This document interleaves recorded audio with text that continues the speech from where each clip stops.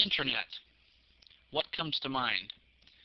Most people think about the Internet as a boundless source of information. But what's really behind the scenes? Let's look at an overview of what we're going to cover.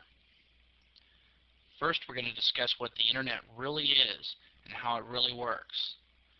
Then we'll talk about how we get connected to the Internet and what protocol we use, TCP/IP. Then we'll discuss the servers that are responsible for keeping up with the namespaces that are used on the Internet. These are called domain name servers. There are two services that are extremely important on the Internet.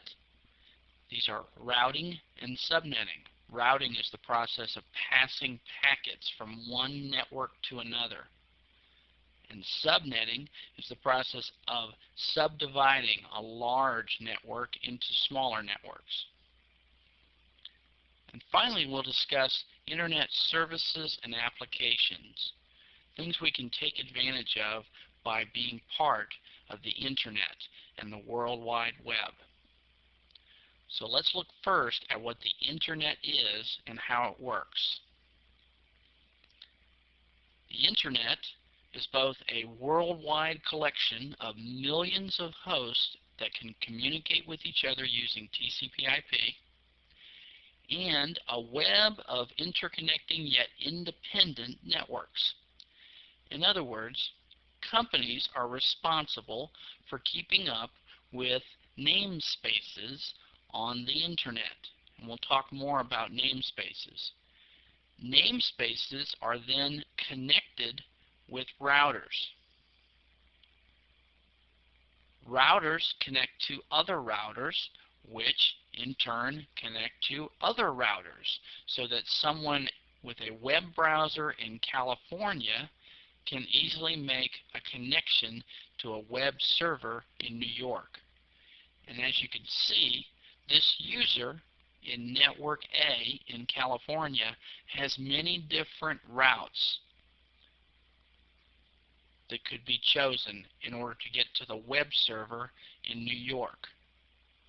So the Internet is fault tolerant because there are many different ways that our information can flow through the Internet. But each entity on the Internet is responsible for keeping up with their namespaces.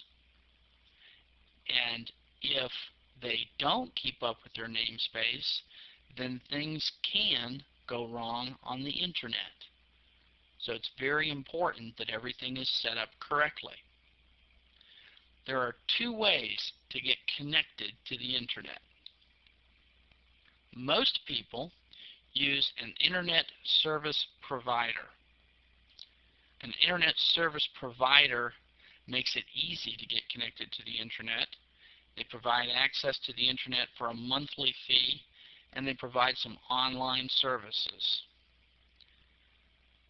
But larger companies and some individuals can also lease an IP address and a domain name and then connect directly, and therefore they're able to give others a connection as well.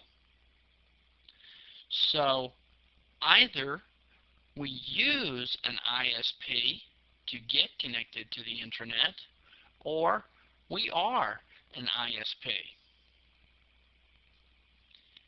Every entity that is connected to the Internet must have an IP address, and every device that is connected on an Internet must have an IP address. So it's important that we understand at least the basics of how IP addressing works. So we'll talk about IP addressing in our next section.